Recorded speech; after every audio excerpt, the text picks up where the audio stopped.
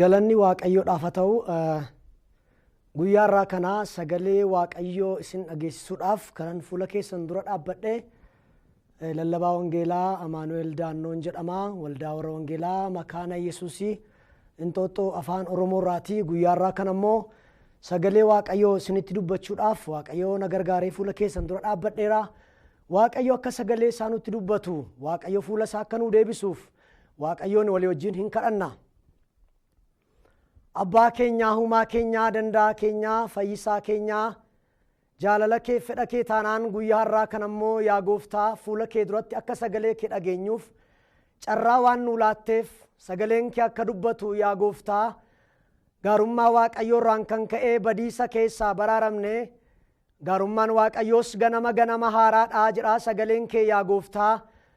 Hunduma keenya nu gargaartee araara kee nu baay'istee nama nu gootee boquu keenya ollu qabdee araarri kee baay'annaan malee guyyaa irraa ga'uun in ulfaata. Araarri kee baay'annaan malee yeroodhaa gara yerootti ce'uun, yeroodhaa gara yerootti tarkaanfachuun bara ulfaate kana keessatti araarri kee nu baay'atee, tolli kee nu baay'atee nama yeroo kanaa nu gootetta.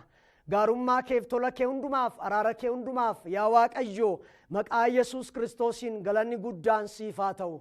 Yaa Waaqayyo Gooftaa, ammas immoo sagalee kee akka nutti dubbattu, hafuura kee isa dhugaa sanaa gara jireenya keenyaa akka ati fiddu, ergaan kee nama boqochiisa, ergaan kee hamilee kufe kaasa, ergaan kee jireenya dukkanaa'e ibsa, ergaan kee balbala cufame bana, ergaan kee du'aa boollaa kaasa, ergaan kee yaa Waaqayyo haalota hin jijjiiramne jijjiiruu danda'a. Yeroo kana Gooftaa sagalee kee kan dhaggeeffatan, Gooftaa baadiyyaadhaa magaalaadhaa biyya ambaa kan jiraatan iddoo hundumaatti sagalee kana hordofaa kan jiran hafuurri kee qulqulluun akka gara isaanii dhaqu. Yoo ati gara namaa dhufte, yoo hafuurri kee gara namaa dhufe yaa Waaqayyo namni si dhagaa dhageetti argata, tasgabba'aa ta'a yaa Gooftaa.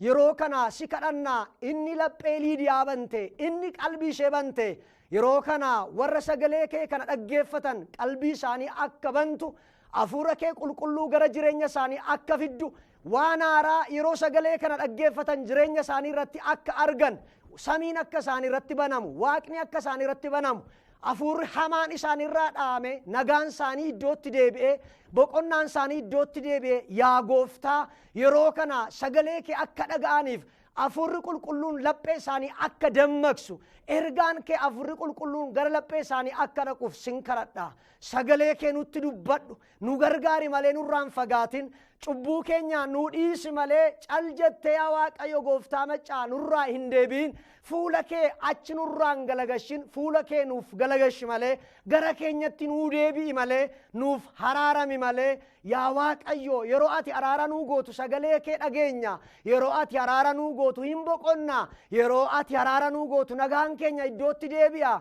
Gooftaa Yesuus Kiristoos yeroo kana fuula araara kee nuu deebisi, sagalee kee nutti dubbadhu, sagalee kee nu qajeeshi, sagalee kee nu fayyisi, sagalee kee deemsa keenya isa dhaabate itti nuuf ufsiisi, sagalee kee waan nu eebbiftuuf si haa galatu. Maqaa Gooftaa keenyaa Yesuus Kiristoosiin ameen.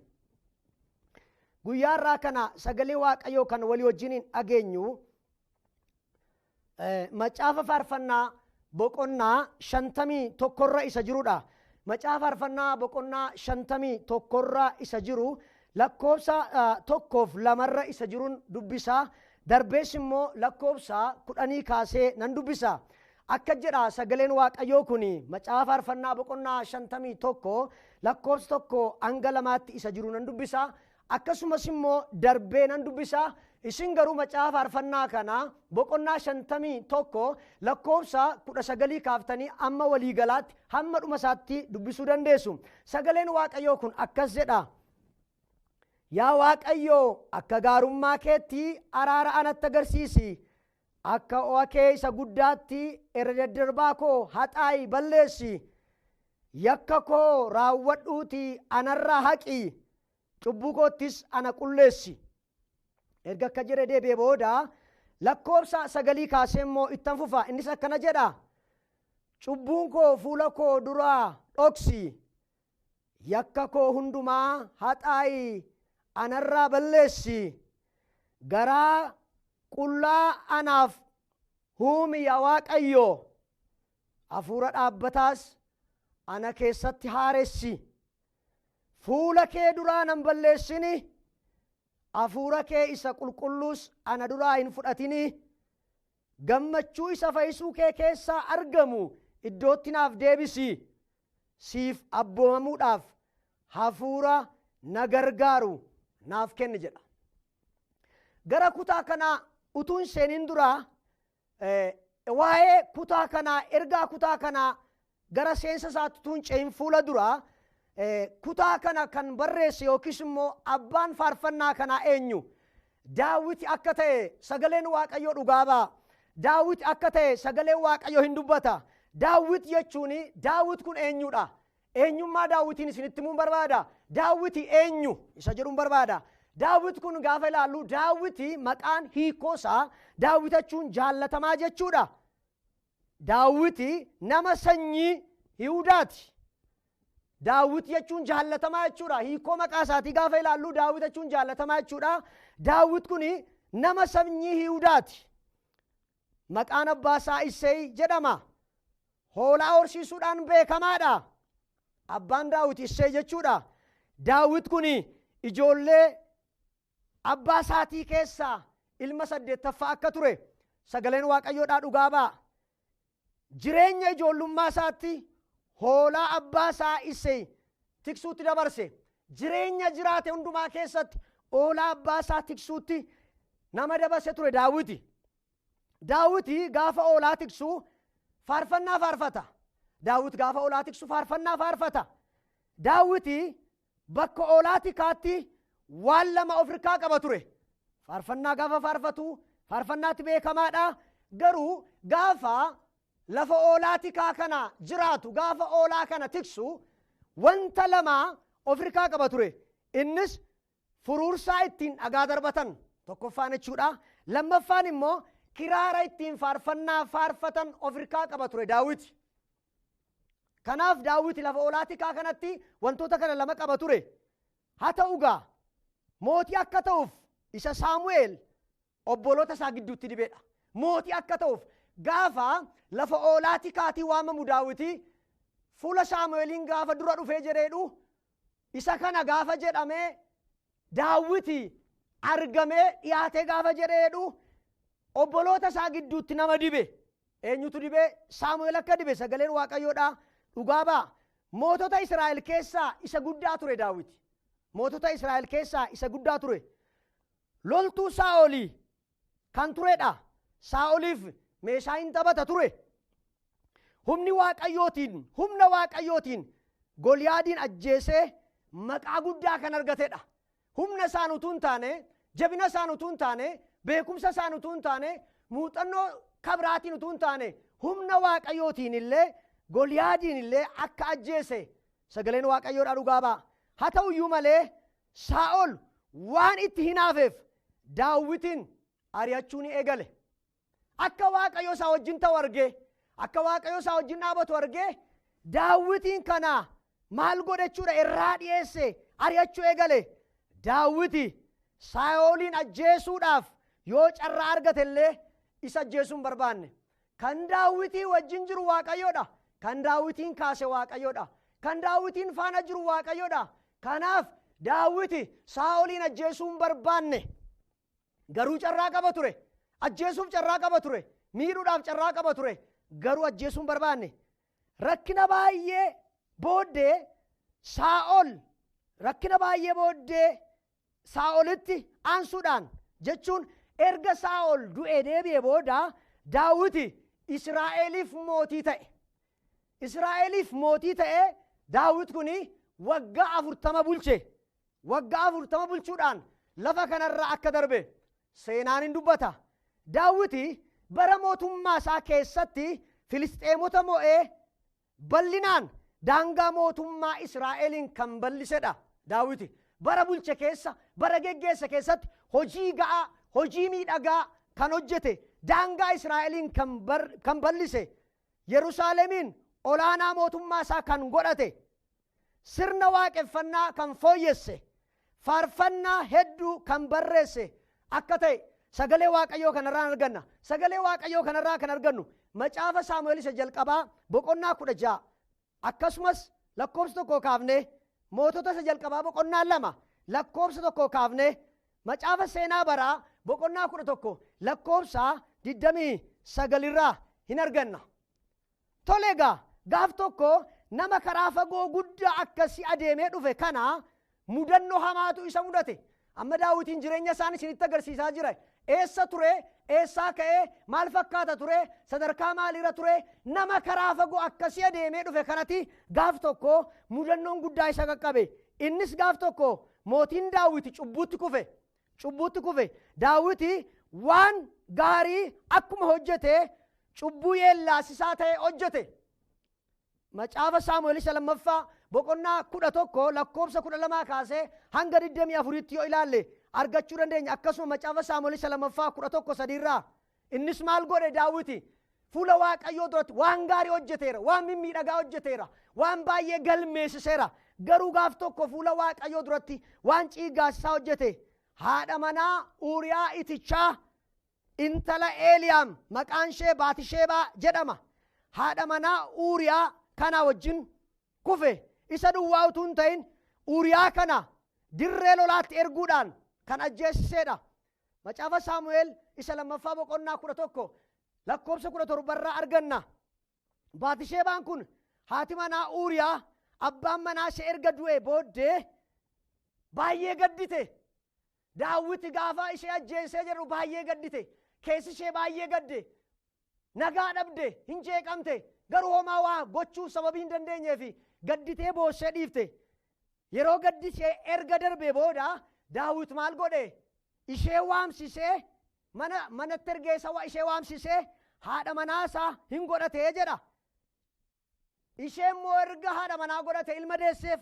Macaafa Saamu'eel isa lammaffaa boqonnaa 11 lakkoofsa 15 irraa arganna. Kanaaf ilma deesseef. Ilmi isheen deessuun itti fufee jiraachuu hin dandeenye. Waaqayyo hin rukute, hin na'e, hin du'e inni. Haa ta'uyyuu malee wanta hamaa akkasii kana Daawit gaafa inni godhe Waaqayyo baay'isee gadde. Garaan Waaqayyo hin gadde. Waaqayyo baay'isee gadde. Daawit kana gochuusaa baay'ee Waaqayyo hin gadde. Gadduusaa kan argannu macaafa Saamu'eel isa lammaffaa boqonnaa 11 lakkoofsa 27 irraa arganna. Tole egaa kutaa har'aa kana gaafa ilaallu macaafa faarfannaa kana gaafa ilaallee jenneennu maali iddoo kanarraa maal barra? Yookiis immoo ka'umsa Daawit, jalqaba Daawit eessaa ka'e, sadarkaa kamirraa gara kamiitti dhufe, waan gaarii hojjetellee Daawit, waan hamaa hojjete immoo maal ta'e? Iddoo kanarratti gaafa ilaallu macaafa faarfannaa boqonnaa 51 lakkoofsa 1 kaafnee hanga 2tti gaafa ilaallu akkasuma immoo lakkoofsa 9 kaafnee hanga 12tti gaafa ilaallee jenneennu maal baranna? Kutaa kanarraa maal ilaalla?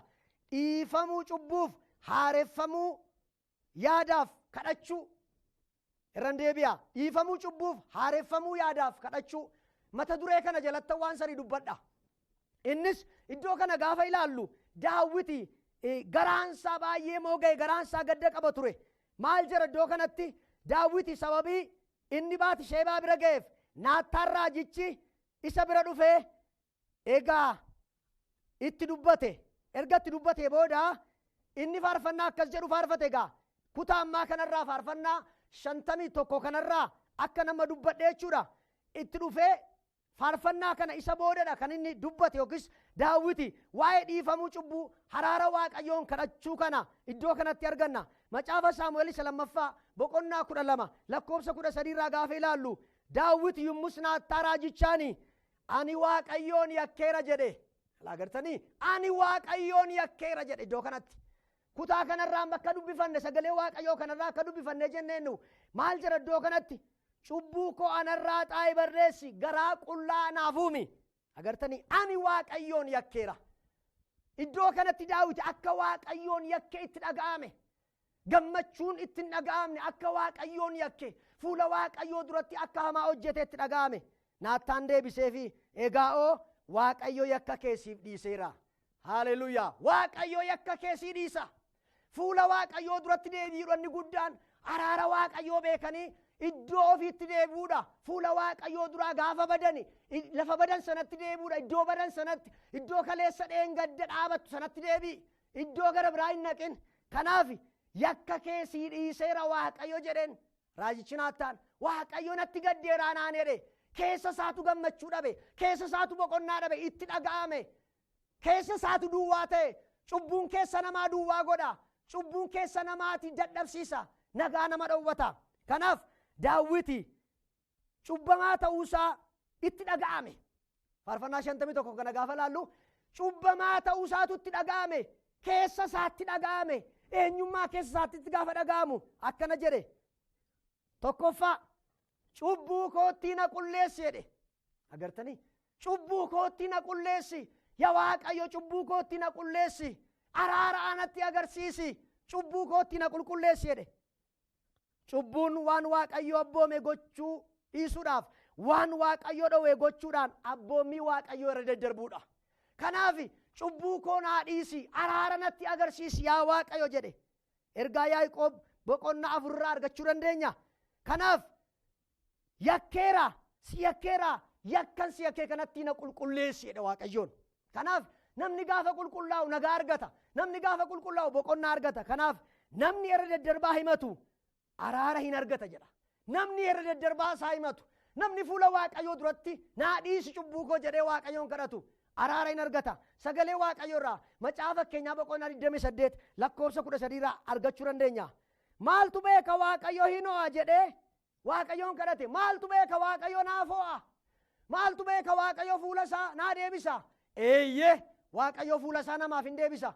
Namni haa deebi'u malee Waaqayyo fuula isaa hin deebisa. Ameen. Namni haa deebi'u malee, namni haa gaabbu malee, namni gaafa gaabbee fuula Waaqayyootti deebi'u haraara naa godhi gaafa jedhu Waaqayyo waaqarraa haraaran godha. Har'as nan jedha saba koo, har'as nan jedha lammii koo, Waaqayyo araara nuu godha. Fuula isaa nuu deebisa. Karaa nu hafe itti fufna. Karaa dhaabbanne irraa kaafnee hin ceena. Waaqayyo nu wajjin jira waan ta'eef. Maaltu beeka Waaqayyo hin ho'a jedhe. Macaafa Saamu'eel 2 boqonnaa 12 lakkoofsa 22 irraa argachuu dandeenya. Akkasumas macaafa faarfannaa boqonnaa 103 lakkoofsa 3 irraa akkana jedha. Ani yakka kee siif nan dhiisa, dhukkuba kee hundumaatti sin fayyisa jedha. Yakka kee siif nan dhiisa, dhukkuba kee hundumaatti maalan godha? Sin fayyisa. Namni gaafa Waaqayyo yakka isaa isaaf dhiisu hin fayya.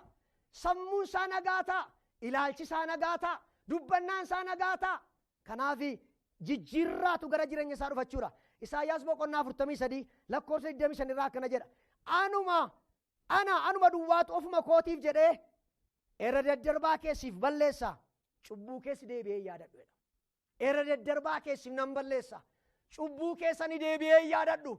Waaqayyo takka jedhe irra daddarbaa kee waan ati goote deebi'ee isa teellaa deebi'ee isan funaanu isa yaadadhu. Anuma ofii koof jedhee maqaa koof jedhee cubbuu keessiif nan dhiisa. Anuma duwwaatu ofii koof jedhee irra daddarbaa keessiif balleessa, isa immoo deebi'ee hin yaadadhu jedha. Maqaan Waaqayyoo kan eebbifame haa ta'u. Dhannee deebinee hojjennaatu hin taane waan nuyi goone waan nu hojjenne Waaqayyo nuuf hin dhiisa. Gaafa nuyi gara isaatti deebinu, gaafa nuyi garaa cabaadhaan yaada cabaadhaan gara isaatti deebinu Waaqayyo cubbuu keenya nuuf hin dhiisa. Isaayyaas boqonnaa 1 lakkoofsa 18 irraa akkana jedha. Cubbuun keessan akka dhiigaa yoo isin diimessayyuu akka cabbii hin addaattu jedha. Akka dhiigaa yoo isin diimessayyuu akka cabbii hin addaattu. Kanaaf dhiisuun Waaqayyoon bira jira. Araara gochuun Waaqayyoon bira jira. Nama biran jiru, addunyaa keessan jiru, beektota biran jiru. Daawwaa cubbuu kan qabu, gara fayyinaatti kan nama fidu, fayyina dhugaa kan namaa kennu, daawwaa dhugaa kan qabu Kiristoos qofa duwwaadha. Cubbuu kan namaa dhiisu isa duwwaadha. Beektota biran jiru, eenyuun birayyuu hin jiru. Kanaaf akkas jirachuudha. Sagalee Waaqayyoo irraa Yohaannis isa 1 boqonnaa 1 lakkoofsa 9 gaafa ilaallu. Cubbuu keenya yoo isatti himanne inni amanamaadha, tolaadha. Cubbuu keenya nuuf dhiisa. Jallina keenya hundumaatti nu qulqulleessa. Cubbuu keenya yoo isatti himanne inni amanamaadha, tolaadha. Cubbuu keenya nu dhiisuudhaaf, jallina hundumaattis nu qulqulleessuudhaafedha. Maqaan Waaqayyoo kan eebbifame haa ta'u.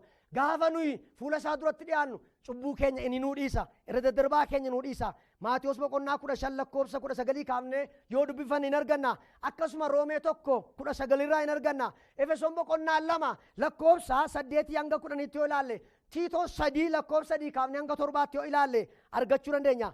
Macaafa Isaayyaas raajichaa boqonnaa 64 lakkoofsa 6 irraallee argachuu dandeenya. Inni tokkoffaan kanaafi cubbuu kootti na qulleesse, inni lammaffaanoo faarfannaa 51 irra kana dhaabannee gaafa ilaallu na haaressedha, cubbuu kootti na haaressedha. Akkas jechuun maal jechuudha? Daawiti itti dhaga'ame keessa isaatti, dadhabbii isaa cubbuu isaa itti dhaga'ame na haaresse, haara'uun barbaada, haaree socho'uun barbaada, haaree ce'uun barbaada, haareen daganaa si tajaajiluun barbaada waan ta'eef na haaressedha. Akkas jechuun Daawiti guutummaa jireenya isaa hundumaa itti dhaga'ame agartuu koodha. Haleluuyaa! Agartuu koo, qalbii koo, dhageettii koo, lafee koo, yaada garaa koo, hafuura koo, harraba koo, harka koodha Waaqayyoon. Maqaan Waaqayyoo kana eebbifame haa ta'u. Kanaaf lafee ati caccabsite illee si galateeffatudha. Kanaaf maal godhi? Na haaressi yaa Waaqayyo jedha. Macaafa faarfannaa boqonnaa 10 lakkoofsa 1 irraallee yaa Waaqayyo maaliif achi fagaattee dhaabbattaa'edha, gara kootti deebi'i, akka ati na haaressuun barbaada, achi fagaattee dhaabbatini, achi galagaltee dhaabbatini, yaa Waaqayyo jedheeti na haaressi, akka ati na haaressuun barbaada jedha. Macaafa faarfannaa 88 lakkoofsa 14 irraallee yaa Waaqayyo maaliif ofirraa na fageessitaa? Maaliif achi narraa sokkitaa? Maaliif narraa dhiyeessitaa? Akka ati na haaressuun barbaada, akka ati na gargaartuun barbaada, akka ati boqonnaa na laattuun barbaada jedhe dubbata. Ermiyaas boqonnaa 17 lakkoofsa 19 gaafa ilaallu garaan namaa waan hundumaarra jallaadha. Laphee namaa, yaada namaa, garaa namaa kana keessaa waan baay'ee burqa. Kanaaf maal jedha? Namni isa qajeelchuu danda'u egaa eenyuree jedha? Yaadi namaa, keessi namaa baay'ee hamaadha.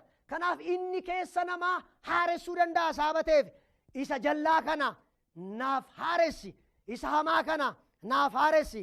Raajii Ermiyaas boqonnaa 24 lakkoofsa 7 irraa ani si yakkeera, ani si gaddisiiseera, kanaaf iyyuu cubbuu koo naa dhiisedha.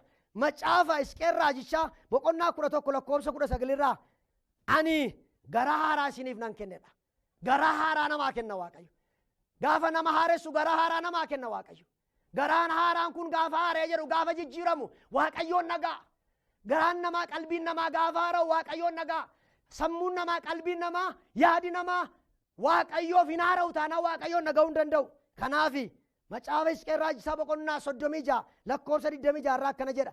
Ani garaa haaraa isiniif nan kenna, yaada haaraa isiniif nan uuma, garaa foonii isiniif nan uuma, isa akka dhagaa sana isin keessaa nan baasedha. Kanaaf firoota koo Waaqayyo nuun haaressu, Waaqayyo nuun haaressu haaroo barbaanna. Kanaaf macaafa Saamu'eel isaa tokkoffaa boqonnaa 16 lakkoofsa 13 irraa Saamu'eel gaafa Daawitiin dibe hafuurri Waaqayyoo humnaani Daawitiif hin dhufe. Saamu'eel gaafa Daawitiin dibe hafuurri qulqulluun gara isaa dhufe. Hafuurri qulqulluu gaafa gara namaa dhufu namni hin haaraa. Namni sagaleessaan ta'u, sadeen gaddaan ta'u haala keessaa ba'a. Ergaa sagalee Waaqayyoo gaafa fudhatu akka kaleessaa sanatti hin deddeebi'u haaromsa jira saabateef. Kanaaf hafuurri qulqulluu gaafa isaaf dhufe hin haare. Inni sadaffaaf inni dhumaa sagalee Waaqayyoo kanarraa Daawit maal jedha? Isa tokkoffaa irratti cubbuu kootti na qulleessi, isa lammaffaa irratti na haaressi, isa sadaffaa irratti maal jedha? Natti fayyadami, natti gargaarami, cubbuu koo haxaa'i balleessi, natti gargaarami. Maaloo cubbuu keenya xaa'ee balleessee nutti gargaaramu.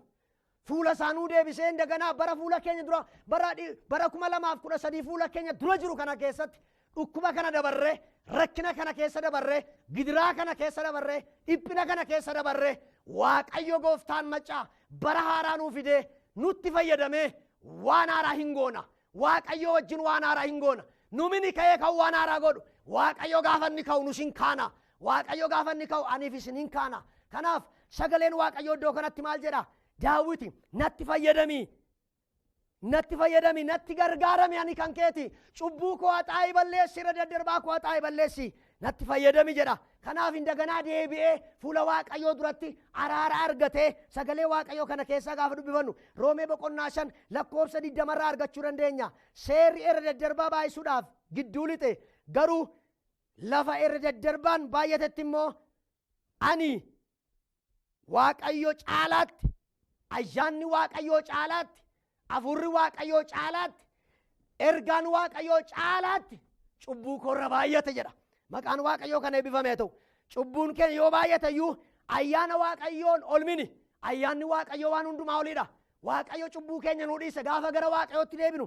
Kanaaf natti fayyadami, natti gargaarami, ani kan keeti, cubbuu koorraa na qulqulleessi, iddootti na deebisi. Macaafa Saamu'eel 2:11 Uuriyaa ajjeesuudhaan dhiigi harka koo keessa jira. Dhiiga duwwaa mina kasaa keessa kan jiru haadha manaa nama gara biraallee gaafuudhu waaqayyo garaan isaa gaddeera.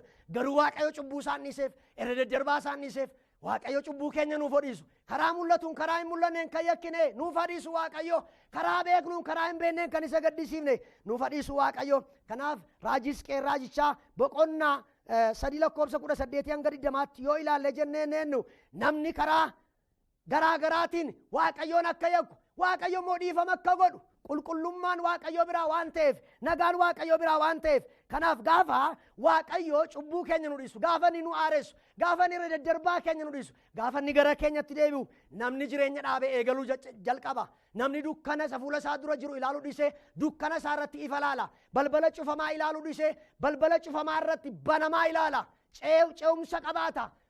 Fagoo ilaaluu danda'a. Afurri qulqulluu gaafa gara jireenya namaa dhufu. Kanaaf firoottan koo guyyaa irraa kana ani afura waaqayyoof yaada waaqayyoo keessatti ergaa yookiis dhaamsa isinii qabu. Waaqayyo nu gargaara. Waaqayyo cubbuu keenya nu dhiisa. Waaqayyo nu haaressa. Waaqayyo nutti fayyadama. Iddoo keenyattis nu deebisa. Barri fuula keenya dura jiru kun bara nagaa nuuf hin ta'a. Waaqayyo nu dura hin darba. Numini kan hojjetu isatu hojjeta. Waaqayyo gaafa hojjetu hin hojjenna. Isa wajjin hin dabarra. Sagalee isaa dhageenya kana inni nuuf haa eebbisu. Yaa waaqayyo maqaa Yesuus Kiristoosiin galanni siif haa ta'u. Sagalee nutti dubbatte kanaaf ani isinan qulqulleessette situ nama qulqulleessa. Ani isinan haaressette situ nama haaressa. Ani isinittan gargaarama. Gaafa isitti gargaaramu hojiin hojjettu hindaganaa ka'uu dandeessu, hindaganaa socho'uu dandeessu, hindaganaa ergaa qabaattu, mul'ata qabaattu. Nuun jette yaa waaqayyo garaa qulqullaa nuuf uumi, yaada dhaabbataa nuu kenni, fuula kee duraa nun ifatin, fuula kee duraa nun balleessin, nutti araarami. Araara nuuf godhi gooftaa biyya keenyaaf, lafa keenyaaf, hawaasa keenyaaf, biyya kufe, haala kufe kana keessatti bara dhufaa jiru kana waan haaraa nu jalqabsiisi, mata duree haaraa nu baachisi. Ergaan kee gara jireenya keenya haa dhufu, mul'ati kee gara jireenya keenya haa dhufu, ergaan addaa gara jireenya keenya haa dhufu. Isa nu jalqabsiifte, isa nutti dubbatte yaa waaqayyo nutti fayyadami. Yaa waaqayyo nuun hojjedhu galmaan nu ga'i. Bara hammaa kana keessa bara gooftaa dhukkubni koronaa COVID-19 yaa waaqayyo addunyaa dararse, addunyaa weerare kana keessatti bara moo'ichaa warra mul'ata qaban, warra ergaa qaban, warra sagalee qaban, warra mul'ataan socho'an, warra sagalee kee keessatti hafan, warra guyyaa hundumaa si dhaga'anii socho'an nu godhi. Nun gatin gooftaa, fuula kee nu deebisi gooftaa, araaraan nu wajjin ta'i gooftaa. Waldaa kufe tajaajiltoota haalota hundumaa kana keessatti adaraasi kadhannaa fuula araara kee biyya keenyaaf deebisi. Keessumatti biyyattii kana ilaali, saba keenya ilaali. Haala hundumaa dhiphina hundumaa kana keessatti nun gatin dhaabbata televezyiinii mo'aa kana gargaari. Yaa waaqayyo gooftaa luba Dookter Gammachiis Dastaa yaa waaqayyo dhaabbata kana akkasuma gargaari. Yaa waaqayyo sagaleen kun karaa kana kan darbu hawaasa keenya hedduu gargaara, hawaasa keenya hedduu quunnama. Yaa waaqayyo ergaan karaa kana darbu hin dhaabbatin. Maqaa gooftaa Yesuusiin ati waan haaraa godhi. Afurri hamaan bara baraan haa dhaamu. Afurri seexanaa maqaa gooftaa Yesuusiin kan rukutame haa ta'u. Yaa waaqayyo yeroo kana karaa foddaa televezyiinii yaa gooftaa kan ta'anii yaa gooftaa sagalee kee dhaggeeffatan, kan dhukkubsatan, kan rakkatan, dhiphina garaa garaa kan qaban yaa waaqayyo rakkina fayyaa kan qaban maqaa Yesuusiin haa fayyan. Nagaan kee nuuf haa ta'u. Cubbuu keenya waan nu dhiifteef akkuma Daawitiin cubbuu isaa dhiifteef yaa waaqayyo akkuma deebitee yaadatte nuunis nu yaadatteettaa si haa galatu. Sagalee kee kanaan fayyini dhufeeraa si haa galatu. Sagalee kee kanaan nagaan nuu ta'eeraa si haa galatu. Yaa gooftaa biyya keenyaaf ammas sin kadhaa dabalee nagaana ta'u. Yaa waaqayyo maqaa gooftaa Yesuus Kiristoosiin gara isaa ilaalaa. Fuulli keessa na ifu deebitanii qaaniidhaan lafa hin ilaaltan jira sagaleen kee. Namni gara kee ilaalaa ilaaluu yeellau, namni gara kee ilaalu hin salphatu, namni gara kee ilaalu hin qaana'u. Gara kee ilaalla, gara kee ilaalla. Biyya keenyaaf saba keenyaaf gara kee ilaalla. Yaa Waaqayyooti immoo gara keenya ilaali. Nu yaadadhu, irra deebii nu yaadadhu, irra deebii nu daawwadhu. Garaan keenya yaa Waaqayyo waan baay'eetti yoo gaddellee garaan keenya sitti gammada, garaan keenya sitti boqota, garaan keenya siin nagaa qabaata, garaan keenya yaa Waaqayyo siin abdata. Gaafa siin abdannu immoo ati waa goota. Haleluuyaa.